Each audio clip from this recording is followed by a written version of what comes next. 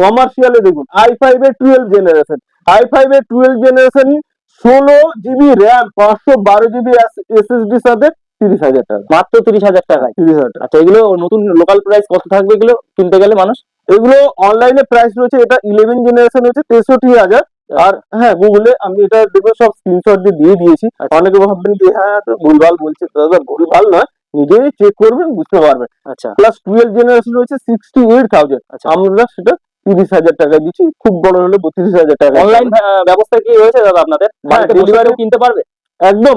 দেখুন সব জায়গায় অল ইন্ডিয়া আমাদের ডেলিভারি সিস্টেম রয়েছে। অ্যাকচুয়ালি আমরা অ্যামাজন ফ্লিপকার্টেরও সেলার রয়েছি। আচ্ছা যাচ্ছে দেখুন একবার নিচেও দেখিয়ে দাও যে কত পরিমাণ ল্যাপটপ একটা দোকানে থাকতে পারে। আচ্ছা ঠিক আছে, বিভিন্ন ভ্যারাইটিস। একটু রাফ বলি, টাচ স্ক্রিনের ল্যাপটপ অনেকে চাইছে যে i3 10 জেনারেশন কত পাবেন?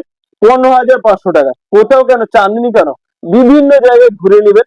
i3 10 জেনারেশন তো আবার র্যাপিং করা থাকবে, ওদের কোয়ালিটি দেখ বাহ। কি আছে দাদা কোয়ালিটি।